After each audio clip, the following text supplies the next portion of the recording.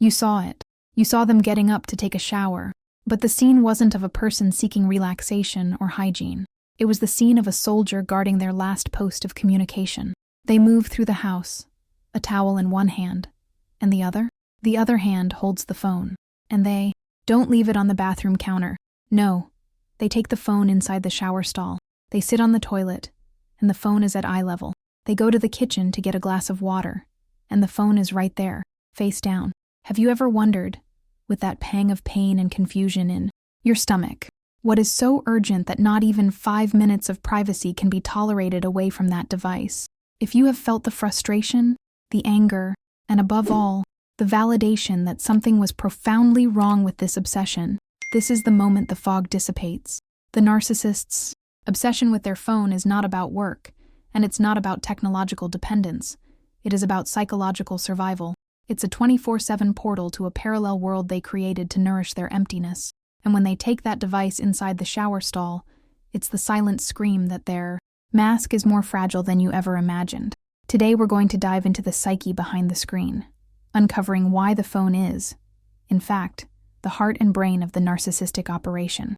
You are about to gain the clarity you've needed so badly. Pay attention, because this analysis will not only confirm your suspicions, it will give you the complete map of their secret universe, and the phone is the only object they cannot risk you seeing. Prepare yourself, because now it all makes sense. My name is Lauren Mitchell. My purpose with this channel is to show that the problem was never you, and more importantly, that you are not alone. If this video resonates with you, I invite you to subscribe to the channel and leave your like on the video. I count on your support. Let's anchor this analysis in your experience, in your daily life. You know the phone is not an accessory. It is an extension of their body. Think of all the times you tried to interact with them, and they were hunched over the screen, the blue light reflecting on their face. Communication was not a priority. The screen was. The device was, and still is, the highest wall they built between you and who they really are.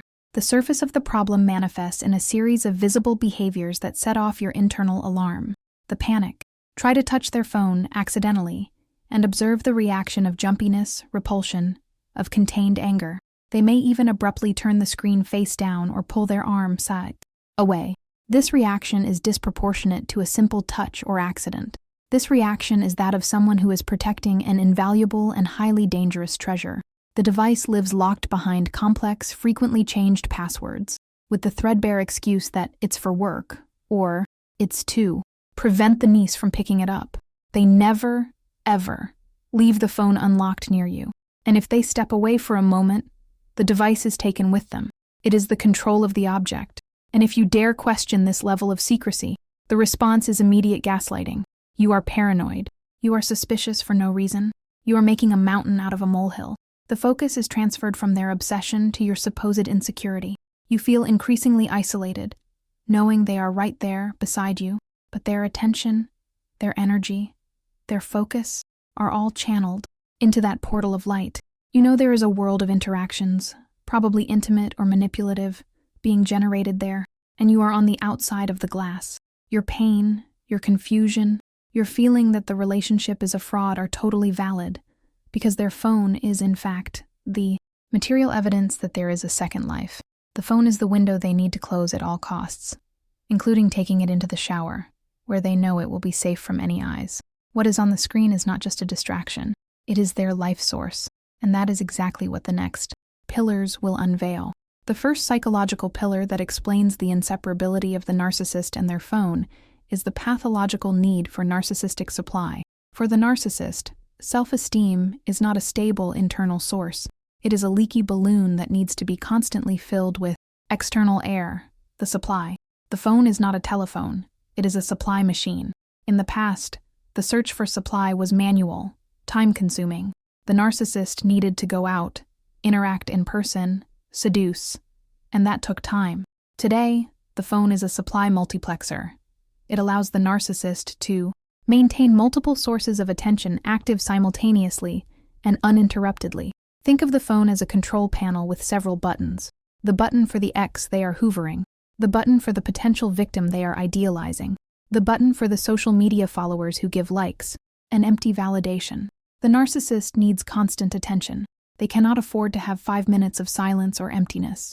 The shower, the act of self-care, is a moment of introspection that, for them, is synonymous with unbearable loneliness, and worse, a lack of attention. If they are not receiving validation, they are feeling empty. And emptiness for the narcissist is the sensation of the death of the false self. The phone, in this context, becomes a digital umbilical cord.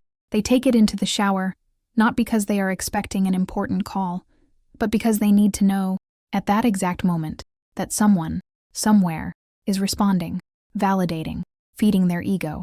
They need to send that ambiguous message, post that photo, or simply check if someone reacted to something they did. It is the optimization of attention.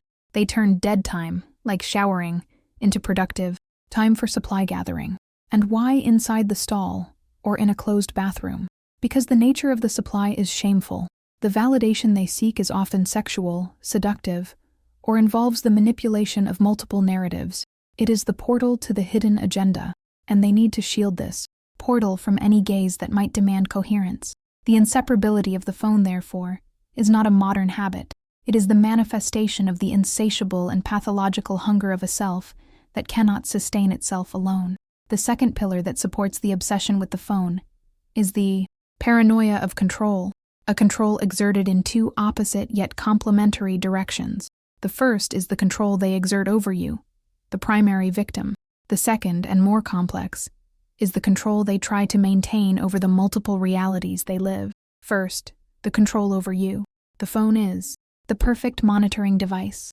Through it, they can check your social media, track your location, and even use hidden cameras or apps, in more extreme cases, to ensure you are where they expect. They need to know you are under control, because if you are outside the orbit of their direct influence, they feel a loss of power. The act of taking the phone into the shower is not just about what they are doing, but also about what they are not missing that you are doing. They monitor while being monitored. But the deeper facet of this pillar is the control of narratives. The narcissist does not have a cohesive identity. They have a collection of personas created for different audiences.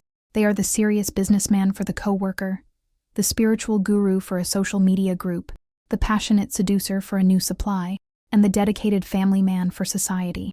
Each persona has a slightly different story, and each story is told through the phone. If they disconnect, even for 10 minutes, they run the risk of one of these narratives collapsing. They need to quickly respond to a message that contradicts another one they sent 5 minutes ago. They need to erase a digital trail that, if discovered, would bring one of their personas down. The shower is a period of risk where realities can intersect. The paranoia is so great that they trust no one, not you, not their other supplies, and not even themselves to keep the stories separate. The phone, therefore, is taken into the shower as an emergency command center, where they can interrupt any information leak, control the speed of engagement of a new supply, and respond to the hoovering of an old victim, ensuring that all the pieces of their psychological chess game remain exactly where they left them. This is the manifestation of their chaotic internal structure. The only thing that keeps them stable is the ironclad control over what others think of them, and that control is a click away on the screen they take into the water. The third and deepest pillar is what really makes the penny drop. The phone is the narcissist's Pandora's box, and their fear of being exposed is pathological. The phone contains the true self they try so hard to hide, the emptiness, the fragility, the malice, the multiple infidelities, and the cold manipulation. This object holds evidence that would instantly dismantle the facade of a wonderful person they project. It's not just conversations with other partners, it's screenshots, gaslighting audios, discard plans, and perhaps the most revealing, conversations where they are exposed by old victims, revealing their truth to you. Their fear is not the fear of a thief stealing the phone. It is the existential fear that their deepest secret will be revealed. For the narcissist, being exposed is the equivalent of self-annihilation.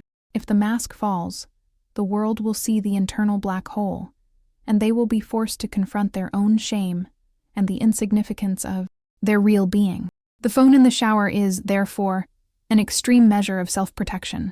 The shower, in particular, is a moment when vulnerability is naturally greater. The door is closed, the sound of the water drowns out the sound of notifications, and their mind knows they are alone and, theoretically, safe. They need this time to reassert control over the narrative, to clean up traces, delete conversations, and replenish with supply, preparing for the next act of their performance. The obsessive behavior with the phone is, therefore, the clearest and most irrefutable proof of their guilt. It is not proof of a passing affair. It is proof of a lifestyle of fraud. The inseparability of the phone confirms that your intuition was right all along. There is a huge secret, and they are willing to sacrifice the intimacy, trust, and sanity of a relationship to ensure that their hidden truth remains hidden. The moment you realize this is the moment you understand that the problem was never your distrust. The problem is their reality, which is so toxic that they need to lock it behind passwords and take it into the shower stall. If you watch this analysis to the end, it is because the scene of the phone in the shower resonated with a deep pain and distrust. And now, you have the answers your intuition already knew. The narcissist's phone is not a simple device.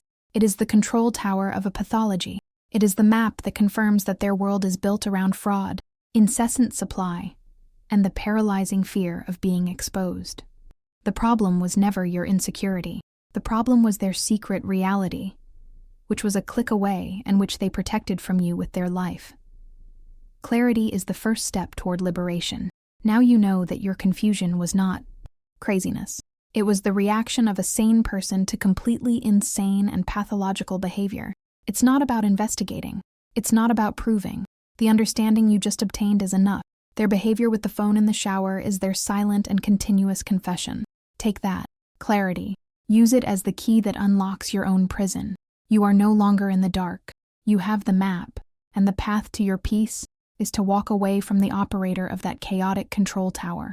Feel free to leave your story, your vent, or even a suggestion for the next video's topic in the comments below.